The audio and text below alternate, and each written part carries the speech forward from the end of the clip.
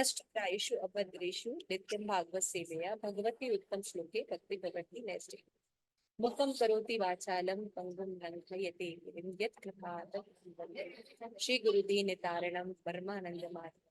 हरे कृष्णा कृष्णा कृष्णा कृष्णा हरे हरे, हरे राम राम राम ग्रंथ श्रीमद् भागवतम की जय। आप सभी गौर भक्त वृंद की जय। गौर प्रेमानंदे।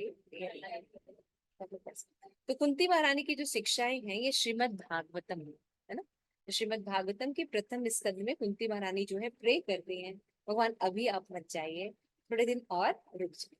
तो उनकी जो प्रार्थनाएं हैं श्रीमद् भागवतम में इतनी उत्कृष्ट प्रार्थनाएं हैं कि बहुत से लोगों ने भगवान के ऊपर प्रार्थनाएं की, लेकिन कुंती महारानी की प्रार्थनाओं को पहली प्राथमिकता दी गई है ना। कितने कितने भगवान के भक्तों ने प्रार्थनाएं की, लेकिन कुंती महारानी की शिक्षाओं को फर्स्ट प्रायोरिटी। आपकी आवाज तो हम लोग 15 जो है वो पढ़ रहे थे, 15वां श्लोक, ठीक है। केचिद्दाहुरजं जातं पुण्य श्लोकस्य कीर्तय यदो प्रियस्यावाये मलस्येव चंदन। तो कुंती बनानी कह रही है कि भगवान आपकी जो क्रियाएं हैं वो बड़ी विचलित करने वाली होती है। आप अजन्मा हैं, ऐसा कहा जाता है कि आपका जन्म नहीं होता क्योंकि आप शाश्वत हैं, लेकिन फिर भी आप जन्म लेते हैं। और जन्म लेके आप क्या करते हैं, जहां आप जन्म लेते हैं भौतिक जगत में, उस स्थान की कीर्ति बढ़ा देते हैं। हम सब फेमस होना चाहते हैं, राइट। लेकिन जब हम भगवान से फेमस होते हैं तब जाके हमारा जो फेमस है वो रहता है ना, कीर्ति।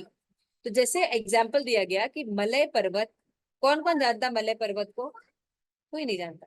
लेकिन जब ये पता चलता है कि मलय पर्वत पर चंदन है, चंदन का वृक्ष कितना अनमोल होता है ना, तो मलय पर्वत पर जब चंदन का वृक्ष उगता है तो चंदन के उगने के कारण मलय पर्वत पूरी दुनिया में विख्यात हो गया, क्योंकि वहां पर क्या है, वो प्राप्त होता है। ठीक है। तो ये देखिए, शुद्ध भक्त भगवान के बारे में देख सकते, आम लोग नहीं समझ सकते, है ना। इसीलिए कृष्ण को क्या सोचते हैं, अरे ये तो हमारे जैसे ही करता है ना। भगवान का जो जन्म कर्म दिव्य होता है, ये केवल भक्त समझ सकते। तो यहाँ पे कुंती महारानी ऐसा कह, तो हम लोगों ने जो है काफी पढ़ लिया था।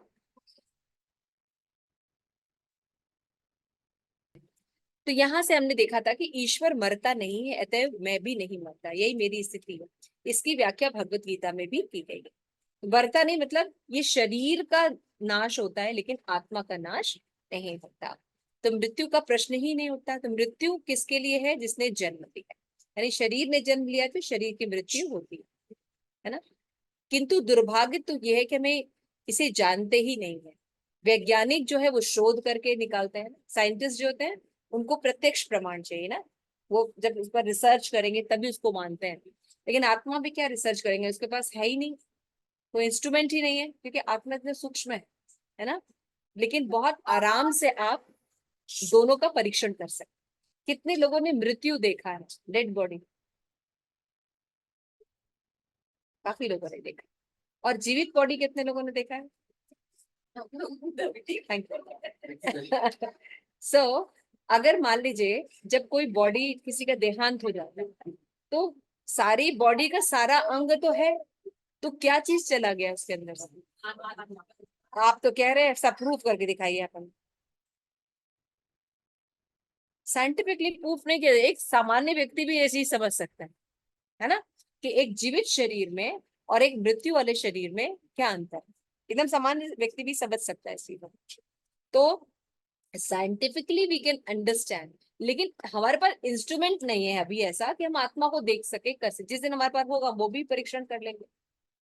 तो प्रभुपाद यहाँ पे बताते हैं कि जन्म जिसका होता है उसकी मृत्यु, और ये बॉडी हम नहीं है ना। तो हम कौन है ये जानना बहुत जरूरी है। देखिए, आइडेंटिटी को अगर आप ठीक से पहचानेंगे नहीं तो उस पर वर्क नहीं करेंगे। हम जिस आइडेंटिटी को लेके चलेंगे उस पर वर्क करेंगे। अगर शरीर को लेके चलेंगे, तुमने पढ़ा क्या होता है, शाश्वत नहीं है, तो यानी दुख आएगा। लेकिन अगर हम आत्मा की कॉन्शियसनेस को लेके चलते तो हमें शोक नहीं है ना। हर परिस्थिति में हम जानते हैं कि अभी जैसे मैंने एक छोटे बच्चे थे, अभी हम 15 साल के हुए, तो बॉडी चेंज हो गई ना। अभी आप लोगों का, जैसे आपका कोई फोटो हो बचपन का, है ना, 2 साल का, और अभी का फोटो हो, सेम बॉडी है, पूरी बॉडी चेंज हो गई है। लेकिन क्या आप दुखी है, शोक कर रहे हैं?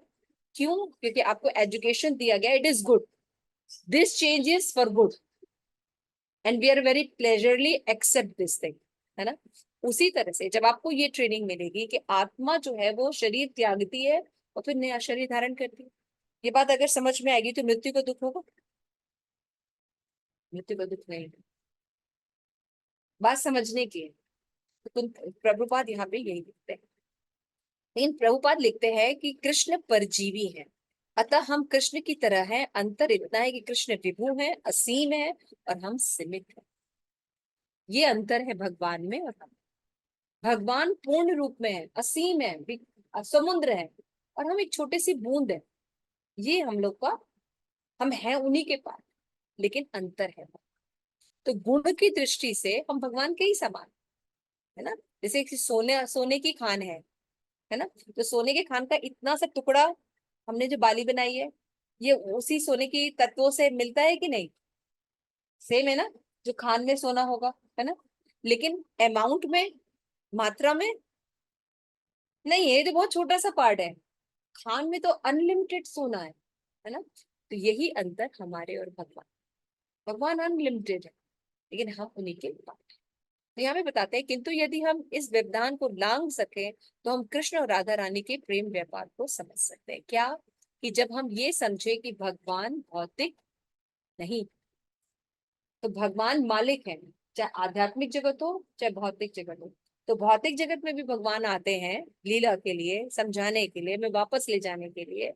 तब भी वो स्पिरिचुअल ही रहते हैं, वो भगवान ही रहते हैं। वो एक दिन के भी रहते तो भी भगवान ही रहते हैं। उतना को 3 दिन में मार दिया, मार सकता है कोई बच्चा? नहीं कर सकता। तो भगवान सदैव भगवान रहते, और ये बात भक्त जाने, है ना, समझ गए। लेकिन बाकी लोग भ्रमित हो जाए, इसलिए अलग अलग आक्षेप लगाते हैं। ये कैसा भगवान, चोरी करता है, ये करता है, ऐसे भ्रमित हो जाए। लेकिन भक्त जो है, इन भागवतों में, भागवतम ग्रंथ में एक्सप्लेन किए हैं, जिनको पढ़कर, जिनको समझकर हम सही से भगवान को समझ सकते। ठीक है। तो फिर कुंती महारानी कहती हैं कि श्रीमद् भागवतम में वर्णन है कि जब कृष्ण सर्वप्रथम प्रकट हुए तो उन्होंने देवकी घर में जन्म नहीं लिया, प्रत्यु चतुर्भुज रूप विष्णु के रूप में प्रकट हुए, है ना। तो हमने पिछले क्लास में कहा था कि कौन सा बच्चा ऐसा प्रकट होता है कि प्रकट होते कहता है चतुर्भुज रूप में, है ना। तो कृष्ण सर्वत्र है, भगवान हर एक के हृदय में रह सकते हैं, है ना। भगवान अपने धाम में भी रह सकते हैं और सबके हृदय में भी रह सकते हैं एक साथ, लेकिन हम नहीं कर सकते ऐसा। तो क्योंकि वे हमारे भीतर हैं और भगवान सर्वशक्तिमान है, इसलिए हमें कोई कठिनाई आगे नहीं होगी। हरि बोल। तो भगवान सर्वत्र रह सकते हैं, है ना, और सबके हृदय में रह सकते हैं। तो यहाँ पे बताया कि जैसे ध्रुव महाराज ने भी ध्यान किया, तो वो कुछ बोल नहीं पा रहे थे भगवान जब प्रकट हुए, है ना। भगवान, नारद मुनि ने मंत्र दिया, ओम नमो भगवते वासुदेवाय, एक तरीका बताया चैंट करने के लिए, उन्होंने वैसे ही चैंट किया, और सच में भगवान प्रकट, है ना। तो ये सोर्स है, लेकिन हमें पता नहीं है। तो जब हम साधना करते हैं उसी रूप में तो हमको रिजल्ट मिलता है। तो जब उनको नहीं हुआ तो भगवान ने क्या किया, अपना शंख जो है उसके सर पे ऐसे टच किया, तो उनको सारी चेतना आ गई। फिर दोबारा जब भगवान का प्रार्थना की, तो यानी हमारे अंदर है, लेकिन हमें पता नहीं। तो भगवान उसको रिवील आउट कर सकते। तो किंतु कृष्ण यानी जन्म लेते हैं, लेकिन वो लीला होती है, ये बात समझना चाहिए। तो जब भगवान जन्म लेते हैं, तो देवकी का महिमा मंडित हुआ कि नहीं? कौन सा व्हाट्सएप, कौन सा जो टीवी एड है जो कि ये फेमस कर रहा है कि द्वापर युग से भगवान ने जन्म लिया और देवकी पुत्र है? कौन न्यूज इधर से उधर, इधर उधर से हर साल, प्रलय के बाद दूसरा युग भी शुरू हो गया, कलयुग भी शुरू हो गया, और आज भी हम जानते हैं भगवान ने यहाँ जन्म लिया, देवकी पुत्र थे, यशोदा उनकी मैया थी, नंद बाबा थे, है ना। तो भगवान जहाँ प्रकट होते हैं उनको भी कीर्तिमान कर देते हैं शाश्वत। ये बात कुंती महारानी की। कि ये नहीं समझना चाहिए कि भगवान अजन्मा है तो जन्म कैसे ले रहे हैं। ये सब समझने के लिए भक्ति भक्ति तत्व होना चाहिए। तो भगवान जन्म लेने के लिए बाध्य नहीं है। दूसरी बात, हमको क्या करना पड़ता है, अगर हमने जैसा कर्म किया है तो हमें कुत्ते का शरीर ही मिलना है, तो कुत्ते का शरीर हम चाहें नहीं, नहीं हम नहीं, हम कुत्ते के शरीर में नहीं जाएंगे। नहीं भैया, आपने कर्म ऐसे किए हैं, अच्छा। लेकिन भगवान ऐसा नहीं होता है कि कर्म किए तो वो आ रहे हैं। भगवान अपनी मर्जी से शरीर धारण कर और अपनी मर्जी से उसको छोड़ सकते, ठीक है ना। और जिस भी शरीर में जाते हैं उसको कीर्तिमान करते हैं।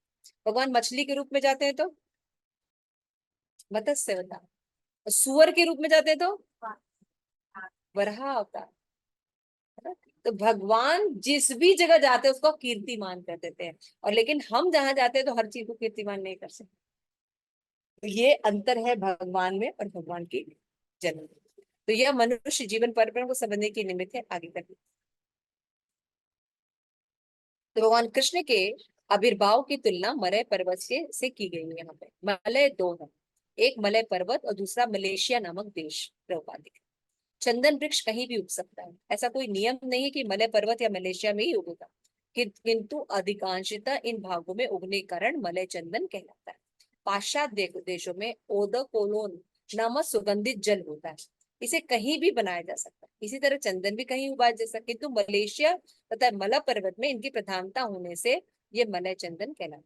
तो कुंती महारानी 5,000 साल पहले स्तुति करती हैं, और उन्हें ये पता चल गया था कि चंदन 5,000 पुष्प मलेशिया में उगता है ना। तो उनको पता ये बात। तो आप देखिए, तो भक्ति करने से व्यक्ति इंटेलिजेंट होता है। कुंती महारानी को ये पहले से पता है, आज हमें पता चल रहा है, लेकिन कुंती महारानी को पता है कि मलेशिया में चंदन होता है। क्लियर है। अब मलेशिया में रबर के वृक्ष उगते हैं, किंतु पहले बड़े पैमाने पे चंदन उगा करते थे, क्योंकि भारत में इसकी विशेष मांग थी।